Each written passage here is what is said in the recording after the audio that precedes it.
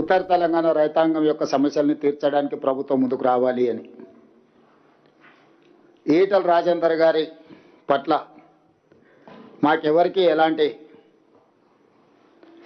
తక్కువ అభిప్రాయం కానీ లేకపోతే ఇతర అభిప్రాయాలు ఏం లేవు. రాజేందర్ గారు అంటే మాకు గౌరవమే, కానీ వారు మాట్లాడిన మాటల్ని గౌరవించే పరిస్థితి ఇప్పుడు లేదు. వారు మాట్లాడే ముందు సంబంధిత శాఖ మంత్రితో కానీ లేకపోతే నేషనల్ డ్యామ్ సేఫ్టీ అథారిటీ అధికారులతో కానీ వారి ఆలోచనను పంచుకొని వారి సూచనల మేరకు వారు ప్రభుత్వానికి సూచన చేసినుంటే వారి గౌరవం పెరిగి ఉండేది.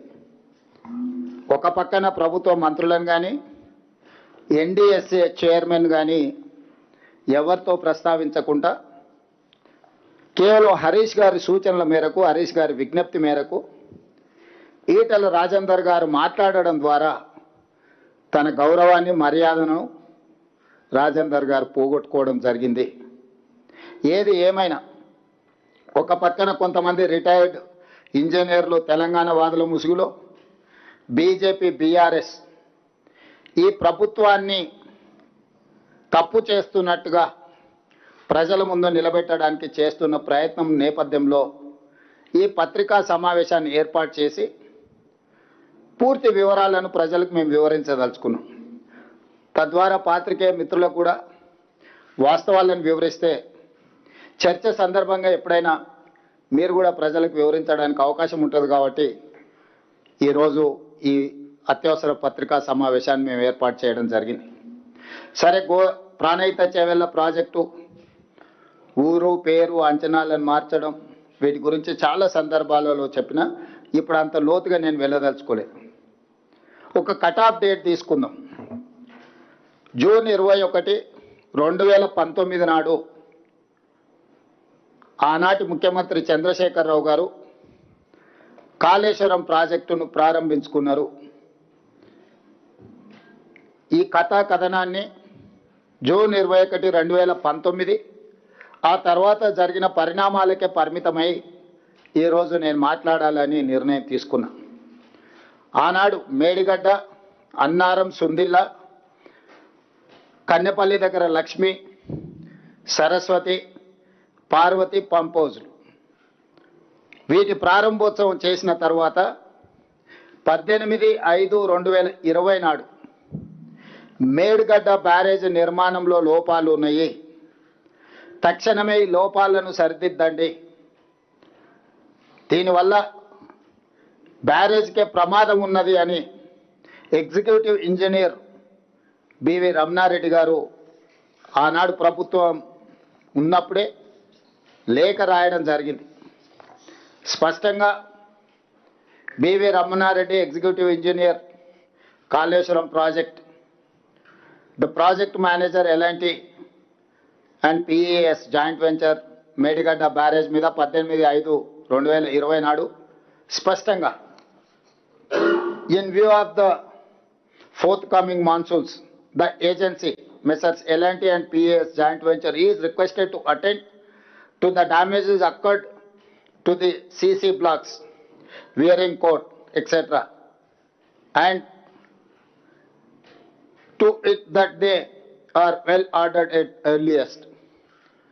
స్పష్టంగా ప్రాజెక్టు ప్రారంభించిన 11 నెలల లోపలనే మేడిగడ్డ బ్యారేజ్ నిర్మాణంలో లోపాలు ఉన్నాయి, రాబోయే వర్షాకాలం కంటే ముందే మే నెలలో లెటర్ రాసిండ్రు, జూన్ జూలైలో వర్షాలు ప్రారంభం అవుతున్నాయి, మీరు తక్షణమే ఇందులో ఉన్న లోపాలను సవరించడం ద్వారా రాబోయే వర్షాకాలంలో ఈ ఎత్తిపోతల పథకాన్ని మనం సరైన విధంగా వినియోగించుకోవచ్చని.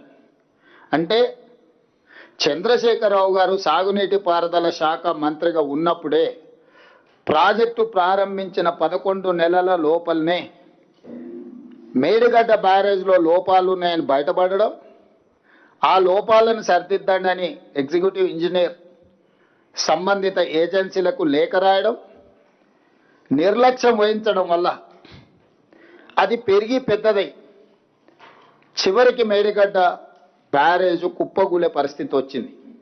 ఇది మొదటి సంఘటన.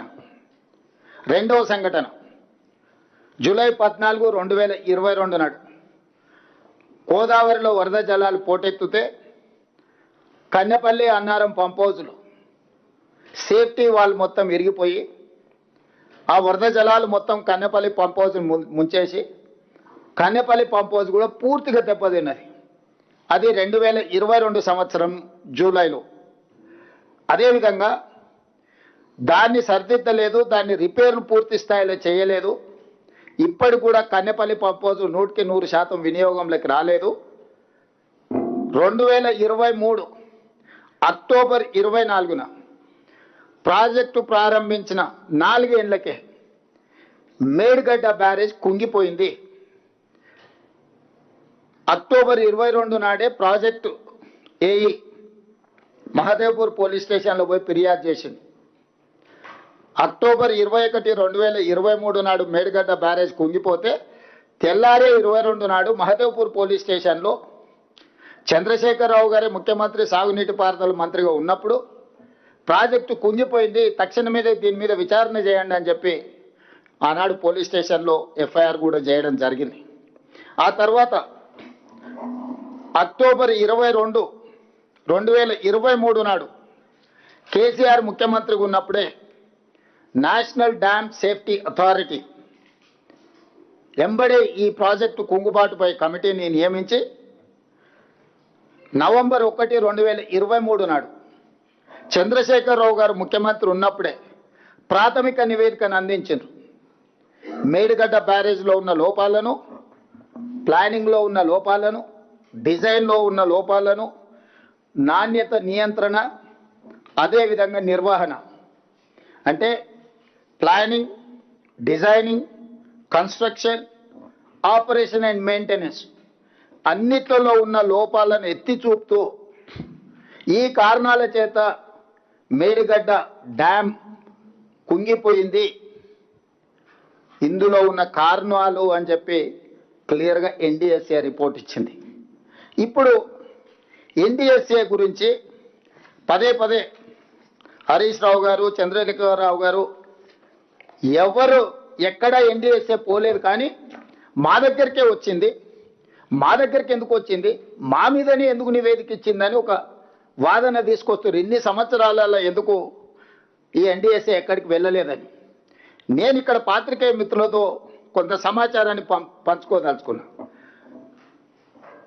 కేంద్ర ప్రభుత్వం భారతదేశంలో ఉన్న చాలా డ్యాంల యొక్క నిర్మాణము, నిర్వహణ, వాటి పరిరక్షణ కోసము డ్యామ్ సేఫ్టీ యాక్ట్ 2021,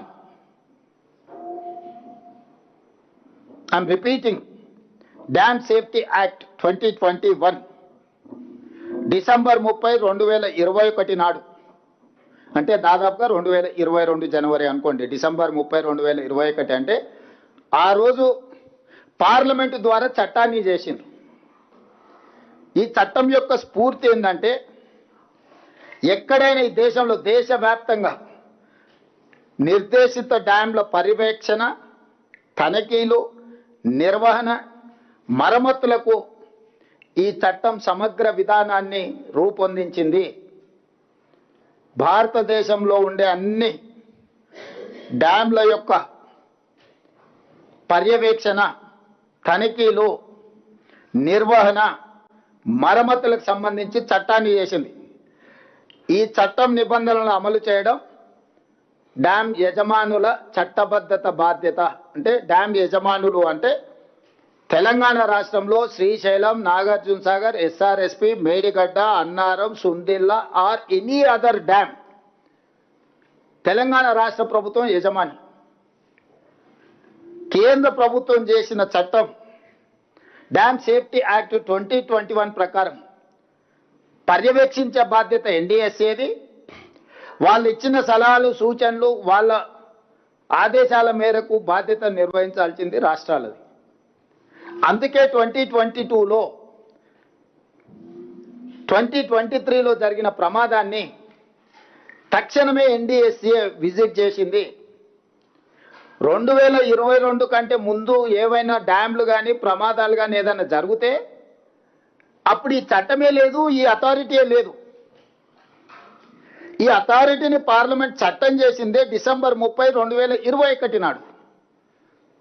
అది అమల్లోకి వచ్చి వాళ్ళు క్షేత్రస్థాయిలో పనిచేయడానికి ఎక్కడైనా ఒక చట్టం చేసిన తర్వాత అమలు చేసి క్షేత్రస్థాయిలో దాని ఆఫీసర్లను ఎగ్జిక్యూటివ్ ఆర్డర్స్ ఇచ్చుకోవడానికి కనీసం 3-4 నెలలను పడుతుంది కదా.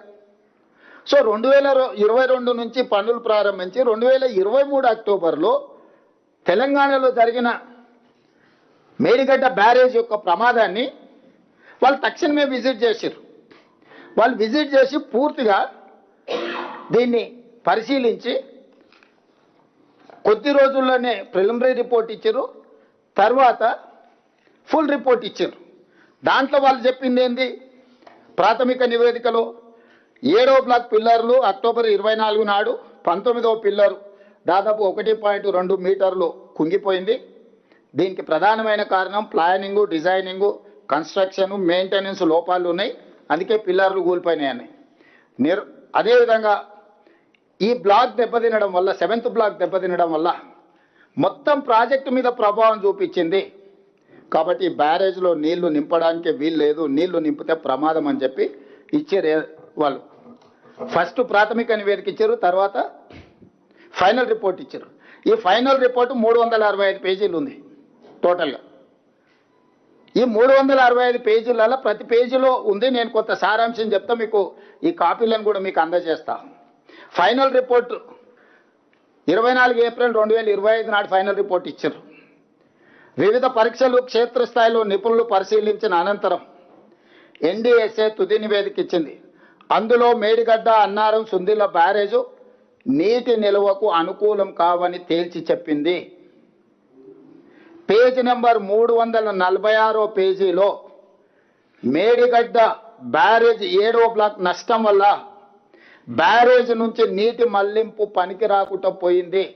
ఈ నివేదికలో 346 పేజీల స్పష్టంగా 7th బ్లాక్ డ్యామేజ్ అవ్వడం వల్ల నీటిని నింపడం కానీ నీటిని మళ్లించడం కానీ కుదరదు.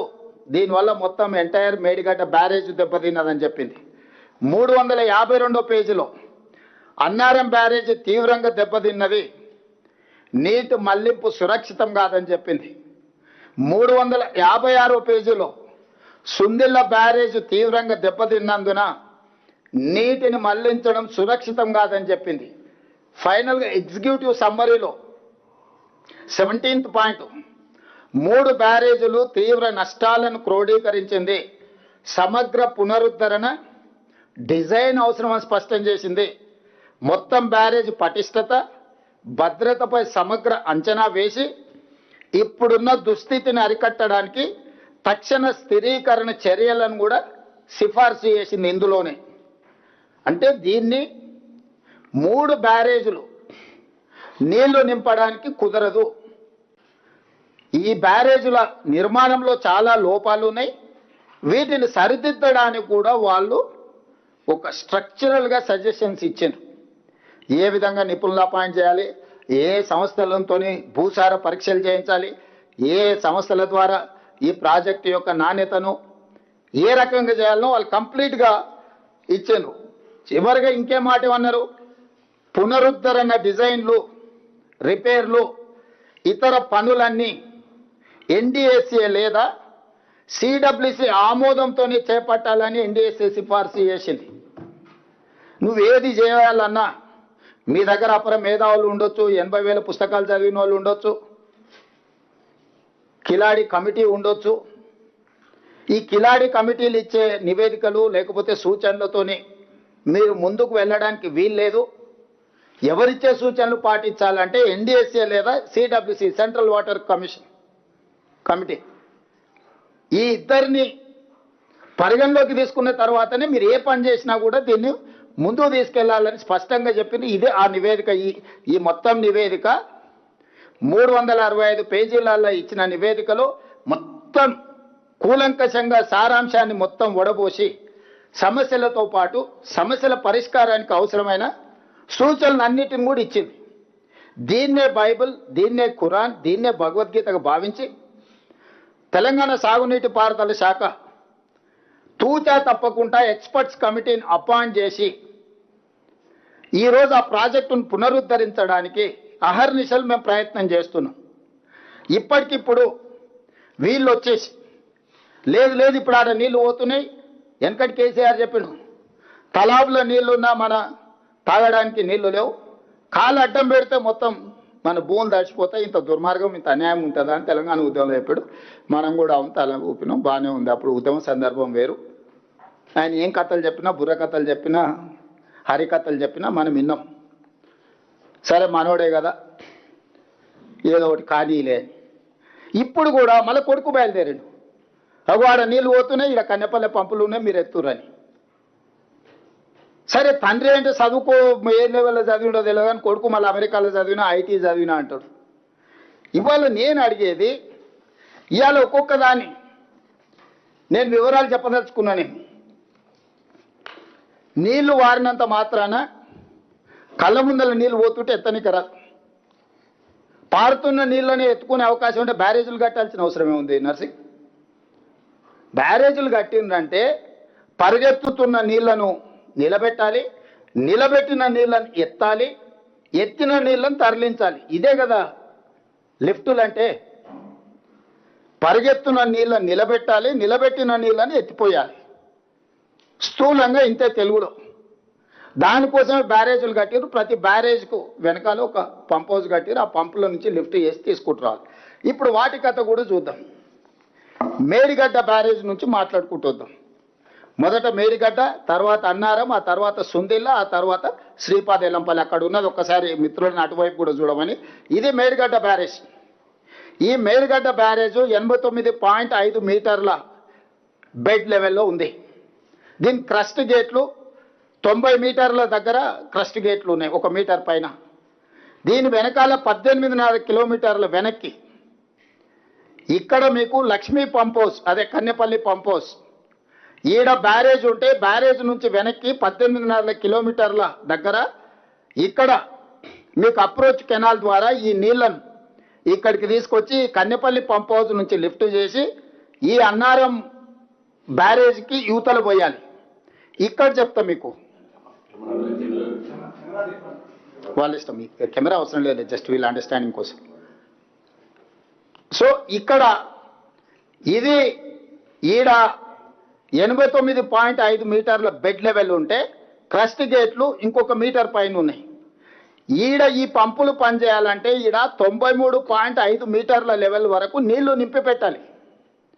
ఇట్లా ఉరుకుతున్న నీళ్ళు, ప్రాణహిత నుంచి ఇటు నుంచి వచ్చిన నీళ్ళు ఇట్లా పోతున్నాయి కదా, నీళ్లు ఉరుకుతున్నాయి కాబట్టి నీళ్లు 60,000 క్యూసెక్లు 70,000 క్యూసెక్లు పోతున్నాయి. దీన్ని గుంజుకోనికి పంప్ హౌస్ పనిచేయదు.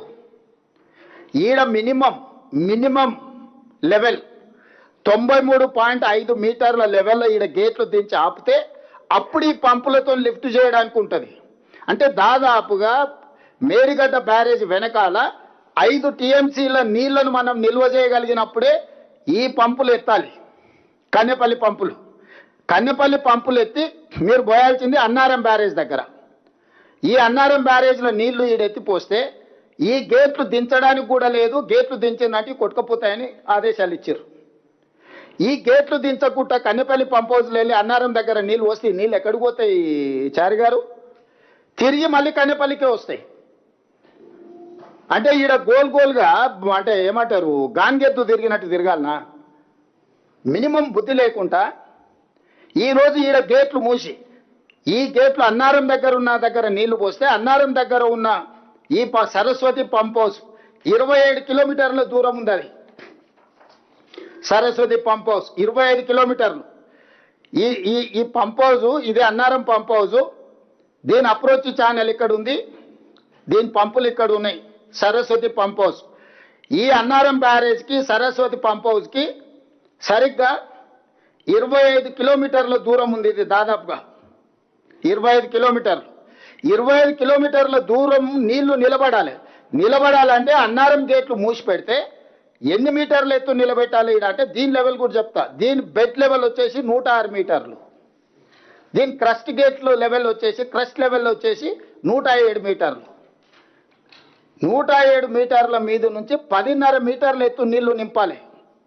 అంటే దాదాపుగా 116.5 మీటర్ల ఎత్తు వరకు ఇక్కడ నీళ్లు నింపితే అప్పుడు ఈ పంపులు పనిచేస్తాయి. ఇప్పుడు ఇక్కడ గేట్లు ఓపెన్ చేస్తే నువ్వు కన్నెపల్లిలో ఎత్తి అన్నారం దగ్గర వస్తే ఈ నీళ్లు మళ్ళీ కిందికే పోతాయి.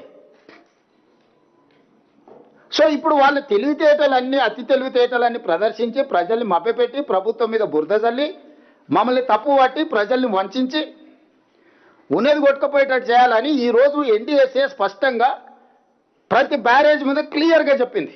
అందులో ఉన్న లోపాలేంది, దాని మీద ముందస్తు తీసుకోవాల్సిన జాగ్రత్తలేంది.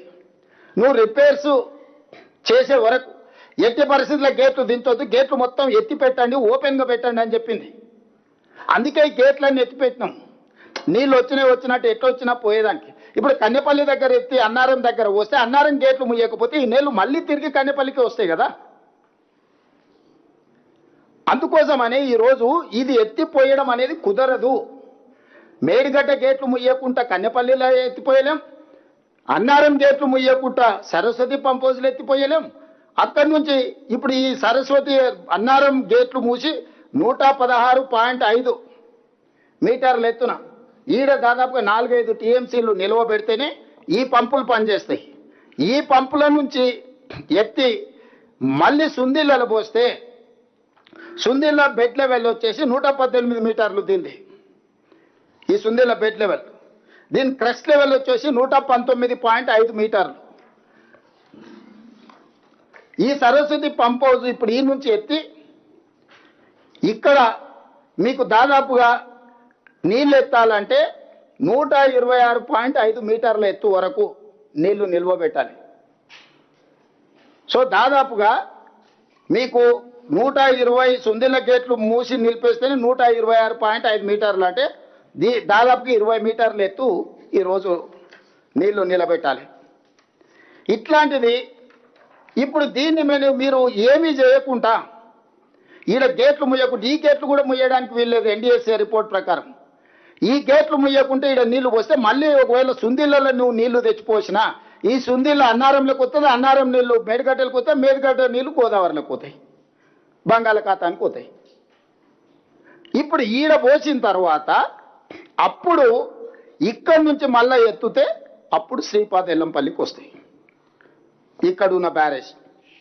సో ఈ 3 బ్యారేజ్లల్లా ప్రతి దగ్గర గేట్లు మూసి నీటి నిల్వను పెట్టినప్పుడు మాత్రమే సుందిళ్ళ దగ్గర ఉన్న పార్వతి పంప్ హౌస్ పనిచేయాలంటే కూడా ఈ పార్వతి పంప్ హౌస్ పనిచేసి ఇక్కడ శ్రీపాద ఎల్లంపల్లికి పోయాలి.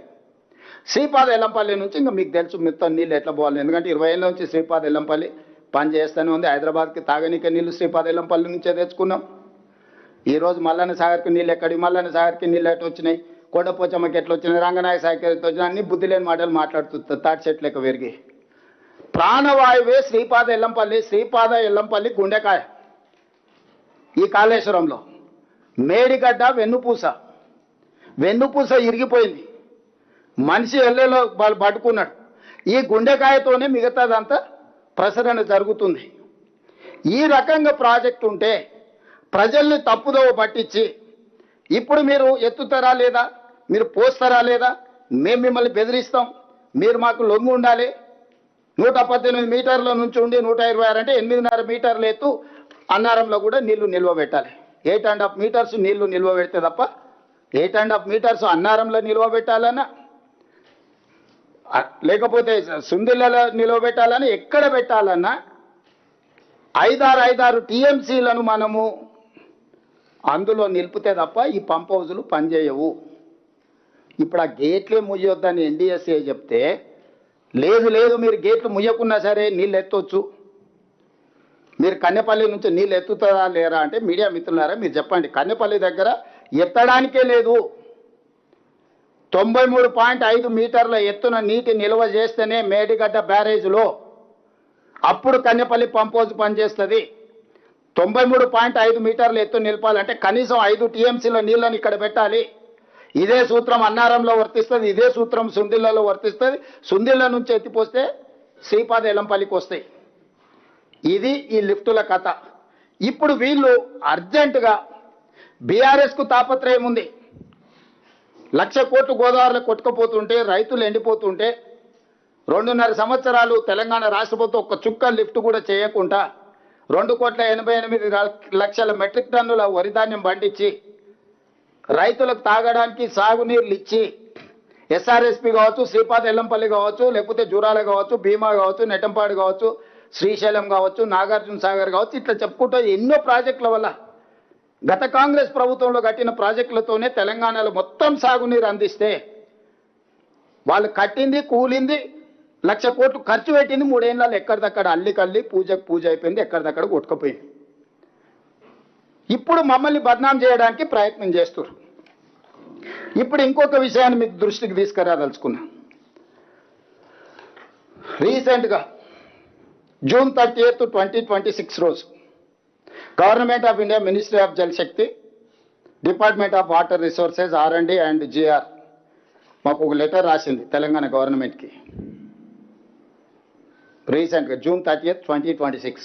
ఈ లెటర్ సారాంశం ఏంది సబ్జెక్ట్ అంటే constitution of technical oversight committee for rehabilitation measures of Kaleshwaram barrages regarding.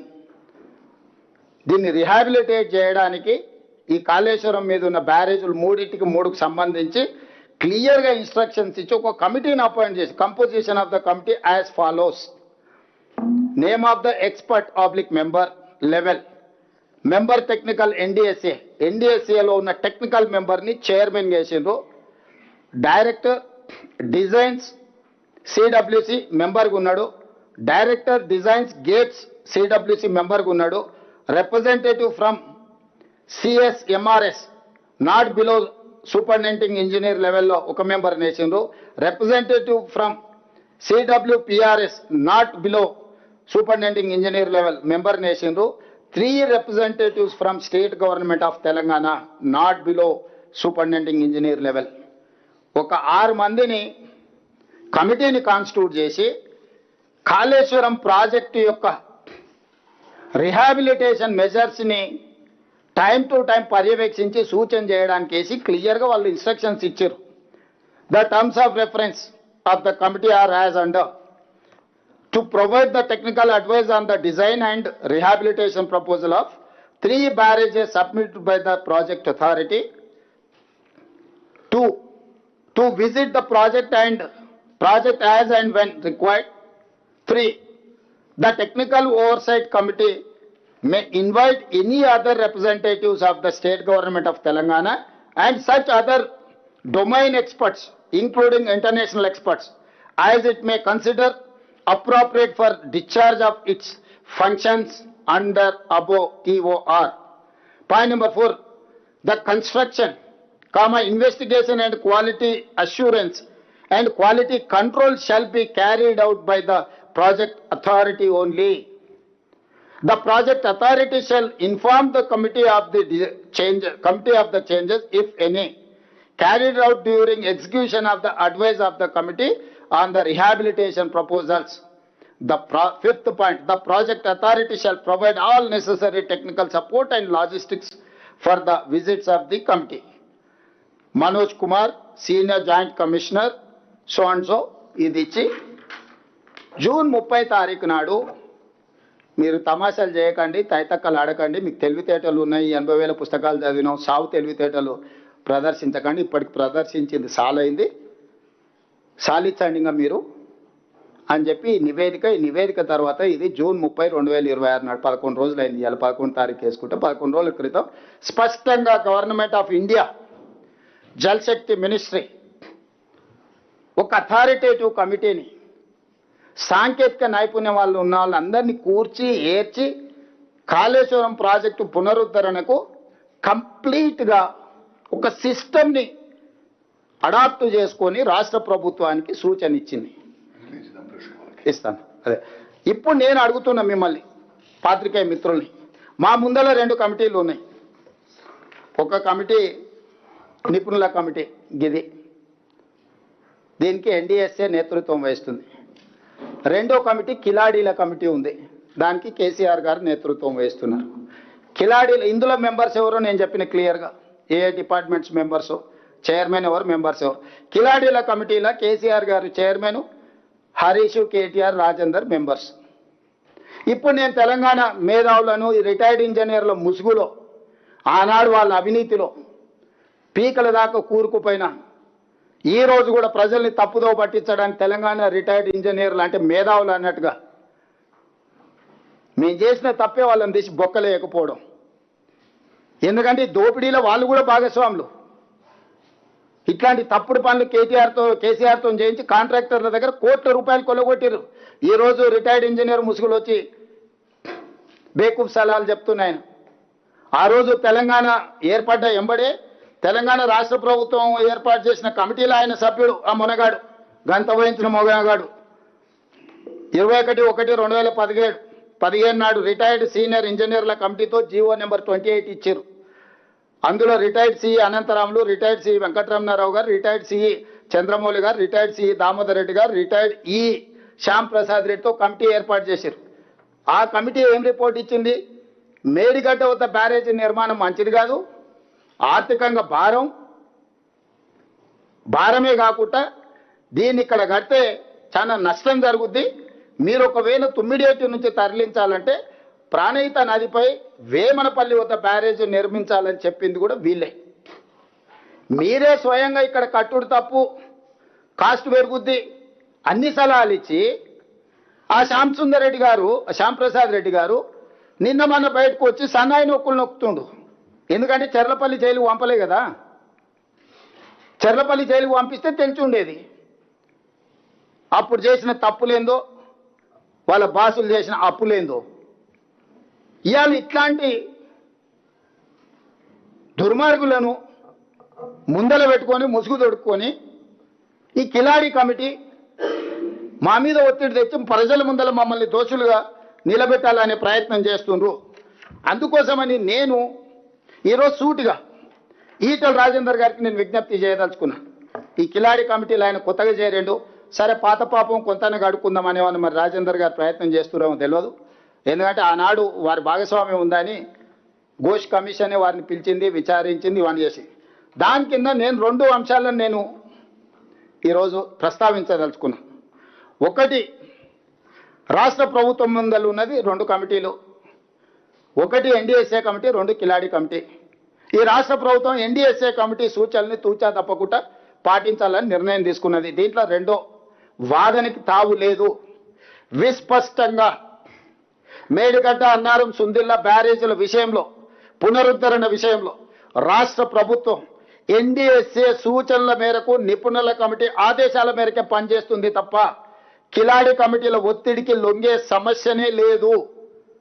Provided Etela Rajender గారు నేతృత్వం వహించి ఈ కిలాడీల కమిటీని తీసుకెళ్లి ఎన్డీఎస్ఏ చైర్మన్ని జలశక్తి మినిస్టర్తో కలిసి ఈ అర్ధాంతరంగా అత్యవసరంగా నీళ్లు ఎత్తిపోయడానికి ఎన్డీఎస్ఏ కమిటీ నుంచి నిపుణులను తీసుకొచ్చి వాళ్ళ పర్యవేక్షణలో ఎత్తండి. మాకప్పచెప్పు అంటారు కదా, దొంగోనికి చెప్పే లాభం అన్నారు. కొంతమంది గుడి ముందర చెప్పులు కూడా ఎత్తుకుపోతారు. మామ అల్లులు అంతకంటే అతనికంటే గనుడు ఆచంట మల్లన్న అని మామ గుడిని మింగితే అల్లుడు గుడిలో ఉన్న లింగాన్ని కూడా మింగే రకం చూసినాం. ఇవాళ 5 ఏళ్ళు మంత్రి ఉన్నాయనను సంవత్సరం మంత్రి ఇయ్యలే, సంవత్సరం మంత్రి ఇచ్చినా కూడా సాగునీటి పారుదల శాఖ ఇవ్వలే. నీ మామనే నిన్ను నమ్మలేదు. నువ్వు ఎంత కేటుగానువో, కమిషన్లో ఎంత అదనంగా వసూలు చేసినావో తెలిసి ఆయన లక్కీ నెంబర్ 6% ఆయనదైతే నా లక్కీ నెంబర్ 3% అని ఈయన వసూలు చేసాను. బావకు 3 ఇస్తే మరి నాకు 1 అని ఉండాలి కానీ కొడుకు 1 వసూలు చేసాను. మొత్తం కలిసి 10% ముక్కి బెక్కి బొక్కిన సంగతి నీ మామకి తెలిసే కదా నిన్ను దూరంగా పెట్టింది. సంవత్సరం నీకు మంత్రే ఇయ్యలేదు, ఆ తర్వాత ఇంకేదో ఇచ్చిండు. ఇప్పుడు వచ్చేసి మమ్మల్ని అడుగుతుండు నాకు ఇచ్చేసే శాఖ అని. ఎందుకంటే పాత కమిషన్లు కొన్ని రావాల్సినవి కాంట్రాక్టర్లు ఇవ్వలేదు. 3 నెలలు ఇస్తే అవన్నీ రాబట్టుకోవచ్చు, వాళ్ళని బ్లాక్మెయిల్ చేయొచ్చు. నిష్ణాతుడు బ్లాక్మెయిల్ 1,00,000 కూడా వదులుతలేడు. ఇక నేను చెప్పొద్దు, కొంతమందికి ఫోన్లు చేసి ఏమడుగుతుండో. క్రషర్ వాళ్ళని కూడా వదులుతలేడు. లాస్ట్కి అరటి పండ్ల వాళ్ళని కూడా వసూలు చేసినట్టున్నాడు. అసోసియేషన్ పెట్టుకొని నాకేమైనా తెచ్చారు తెలంగాణలో అరటి పండ్లు కూడా అమ్ముకుంటారని. ఆంధ్ర విద్యా సంస్థల్ని బ్లాక్మెయిల్ చేసి పాలు కొనిపిస్తున్నాడు. నేను ఆంధ్ర వాళ్ళకి నీళ్ళు వదులుతున్నాను, సిగ్గు లేదు. ఆంధ్ర వాళ్ళ కాళ్ళ దగ్గర పాలు మోసి బతుకుతున్నావు. ఇంతకంటే నీచమైన జీవితం ఏమన్నా ఉంటుందా హరీష్ రావు? నారాయణ చైతన్య కాలేజీలు తెలంగాణ ప్రజల రక్తం పీలుస్తుందని మీరు తెలంగాణ ఉద్యమం సందర్భంలో చెప్పిన నువ్వు ఈరోజు అదే నారాయణ చైతన్య పాలు మోసి బతుకుతున్నావు. ఇంతకంటే నీచమైన బతుకు మోచేతి నీళ్లు దాగి బతికేనా ఒక బతుకా నీది? నువ్వు వచ్చి మమ్మల్ని మా మీద ఆరోపణలు. అందుకే ఈటెల రాజేందర్ గారు చెప్తాను, ఇష్టం నువ్వు ఎవరితోనే అనుడు. పెద్దలు వెనకటి చెప్పారు, మంచోని 10 ఇచ్చి తెచ్చుకోవాలి, దుర్మార్గులను 10 ఇచ్చి వదిలించుకోవాలని. కానీ రాజేందర్ ఏందో మరి పాత సోపతికే పోతున్నాడు మళ్ళా. అందుకే రాజేందర్కి చెప్తున్నా, మీ కిలాడి కమిటీని తీసుకొని వెళ్ళు, జలశక్తి మినిస్టర్ దగ్గరికి ఎన్డీఎస్ఏ కమిటీ చైర్మన్ బిలు. ఎన్డీఎస్ఏకు మేము ప్రాజెక్టు, నేను ఉత్తమ్ కుమార్ రెడ్డి గారిని బట్టి విక్రమార్క గారిని పంపిస్తా. ఎన్డీఎస్ఏకి మేడిగడ్డ అన్నారం సుందీల ప్రాజెక్టులను మేము అప్పచెప్తాం. ఎందుకంటే అది ఒక ప్రభుత్వ సంస్థ, దానికి నైపుణ్యం ఉన్నది, సాంకేతికపరమైన సిబ్బంది ఉన్నారు. వాళ్ళకి అప్పచెప్పడానికి మాకు ఎలాంటి అభ్యంతరం లేదు. ఎందుకంటే వాళ్ళ పర్యవేక్షణలో ఈ ప్రాజెక్టు కడుతున్నాం. మేము ఈ ప్రాజెక్టును పునరుద్ధరిస్తున్నాం. State government doesn't have any objection to hand over to NDSA. We are there to hand over this project to Medgatta Annaram Sundilla to NDSA authority, not this Kiladi committee. అందుకే Rajender immediate గా కేంద్ర ప్రభుత్వం దగ్గరికి వెళ్ళి తక్షణమే NDSA committee చైర్మన్ను ఈ ప్రాజెక్టులను తాత్కాలికంగా వాళ్ళ ఆధీనంలోకి తీసుకొని ఇప్పుడున్న నీళ్లను ఎత్తిపోసి రైతులను ఆదుకోండి, ప్రజల పట్ల నీకున్న చిత్తశుద్ధిని మీరు నిరూపించుకోండి. మాకు ఎలాంటి అభ్యంతరం లేదు. మేంగా గేట్లు మూసి నీళ్ళు ఎత్తిపోసే పరిస్థితి లేదు. గేట్లు మూయకుండా నీళ్ళు ఎత్తడానికి కుదరదు. మేము గేట్లు మూసి నీళ్ళు ఎత్తితే ఈ గేట్లు కొట్టుకపోతే, ఈ ప్రాజెక్టు కొట్టుకపోతే కింద భద్రాచలం నుంచి ఊర్లే కొట్టుకపోతే ఎన్డీఎస్ఏ నివేదిక ఇచ్చింది. ఇది చట్టబద్ధం. ఎన్డీఎస్ఏ ఇచ్చిన ఆదేశాలను పాటించకపోతే they are liable for punishment with criminal prosecution. నేను అదే చెప్తున్నా, ఆయన తెలివితేటలు, ఆయన అట్లా చదివి 80,000 పుస్తకాలు చదివి సాగు తెలివితేటలు ప్రదర్శించడానికే అవి కూలిపోయినాయి. ఈరోజు కాళేశ్వరం కూలేశ్వరం ఎందుకైంది? 1,00,000 కోట్లు ఎందుకు గోదావరిలో కొట్టుకపోయినాయి? ఇవాళ మేడిగడ్డ మొత్తం కొట్టుకపోయింది అనుకో, ఎన్డీఎస్ఏ స్పష్టంగా ఈయన మ్యానిపులేటెడ్ మీద ఉండొచ్చు, పొలిటికల్ మ్యానిపులేటెడ్. నేను యావరేజ్ స్టూడెంట్ని, ఉత్తమన్న కాస్త నాకంటే బెటర్గా ఎన్డీఏలో చదువుకున్న స్టూడెంట్. ఈరోజు ఆర్మీ నుంచి ఇతర ఎక్స్పర్ట్స్ని ఈరోజు ఎంగేజ్ చేసినాం మేము. ఆ ఎక్స్పర్ట్స్ సూచనల మేరకు ఈరోజు మేము పనిచేస్తున్నాం. Not only our engineering graduates, we have engaged from army and other experts, different CPWRS నుంచి, రకరకాల కేంద్ర ప్రభుత్వం ఆదేశించిన సంస్థల నుంచి నిపుణులను ఈరోజు నియమించుకొని ఆ నిపుణుల పర్యవేక్షణలో ఈ ప్రాజెక్టులను పునరుద్ధరించడానికి ప్రభుత్వం పనిచేస్తుంది. అట్లా కాదు మేము మేధావులం, మేము పునరుద్ధరిస్తామని వీళ్ళు బయలుదేరిండ్రు. మీరు ఉద్ధరిస్తేనే కదా 3 ఏళ్లలోనే కాళేశ్వరం కాస్త కూలేశ్వరం అయింది, 1,00,000 కోట్లు గోదావరిలో కొట్టుకుపోయినాయి. అందుకే ఇప్పుడు రాజేందర్ గారిని పెద్దరికం తీసుకోమని చెప్తున్నా. నేను ఈ ప్రెస్ మీట్ ప్రత్యేకంగా పెట్టడానికి ఈటెల రాజేందర్ గారికి నేను సవినయంగా విజ్ఞప్తి చేస్తున్నా. తక్షణమే మీ కిలాడి కమిటీని తీసుకొని జలశక్తి మంత్రి దగ్గరకు పోయి ఎన్డీఎస్ఏ చైర్మన్ పిలిపించి ఉత్తర తెలంగాణకు నీళ్లు అందించాలంటే మేడిగడ్డ అన్నారం సుందీలలో నీళ్లు ఎత్తిపోయాలి. తాత్కాలికంగా నీళ్లు ఎత్తిపోయడానికి పర్యవేక్షించడానికి ఎన్డీఎస్ఏ నిపుణులను తీసుకొని రండి. ఆ నిపుణులకి ప్రాజెక్టుని అందజేయడానికి మాకు ఎలాంటి అభ్యంతరం లేదు. ఆ తర్వాత ఈ 4 ఆ 4 కలిసి కిలాడి కమిటీలో 4, ఎన్డీఎస్ఏ కమిటీలో 4 కూర్చొని 8 మంది కలిసి మంచి చేయండి తెలంగాణకు. మేము కూడా ముందుకు వస్తాము. ఈరోజు హరీష్ రావు గారు మాట్లాడుతున్నారు, కింద పట్టిసీమ ఈ నీళ్లు గురుదక్షిణ కింద వదిలేండు, పట్టిసీమ నుంచి తరలిస్తురని. అసలు అన్నం తినేవాడు ఎవడైనా మాట్లాడే మాటలేనా అండి? పట్టిసీమ కట్టింది ఎప్పుడు? 2015 జనవరి 1, 2015 నాడు GOMS నెంబర్ 1 ఆంధ్రప్రదేశ్ ఇచ్చి 2015-16లోనే 4.21 TMC నీళ్లు తరలించారు. 2017-18కి వచ్చే వరకల్లా గోదావరి జలాలను కృష్ణా డెల్టా ప్రాంతానికి 105.9 TMCలను తరలించారు. ఫ్రమ్ దేర్ 2015-16 నుంచి 2023-24 వరకు కంటిన్యూస్గా వాళ్ళు నీళ్లు తరలిస్తూనే ఉన్నారు. ప్రారంభించింది మీ హయాంలోనే, పూర్తి చేసింది మీ హయాంలోనే. ఒక్క 2017-18 105.9 టీఎంసీ గోదావరి జలాలను కృష్ణా డెల్టా పరివాహక ప్రాంతానికి తరలించుకొని పోయినరు. మరి ఆ రోజు మీరు గాడిదలను కాసినరా? నువ్వు నీ మామ ఆ రోజు నువ్వే కదా సాగునీటి పారుదల శాఖ మంత్రివి. పట్టిసీమలో గోదావరి జలాలను కృష్ణా డెల్టా ప్రాంతానికి 105.9 టీఎంసీలను తరలించినప్పుడు హరీష్ రావు గారు గాడిదలను కాస్తున్నాడా? నేను అడుగుతున్న సూటిగా. మొత్తం మీ హయాంలో జరిగిన దుర్మార్గమే కదా. ఈరోజు నేను వచ్చినాక కట్టింది కాదు, నేను వచ్చినాక తరలిస్తున్నది కాదు. సో చేసిన దుర్మార్గం అంతా మీరు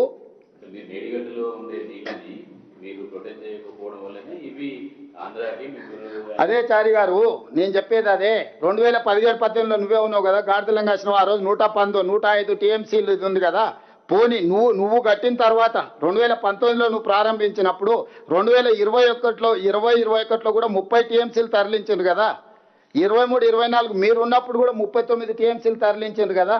మరి ఆ రోజు మీరెందుకు వదిలిండ్రు నీళ్ళు? ఆ రోజు మీ మేడిగడ్డ ఉంది, మీ మామ ముఖ్యమంత్రి ఉండు, సాగునీటి పారుదల శాఖ మీ మామ దగ్గరనే ఉంది.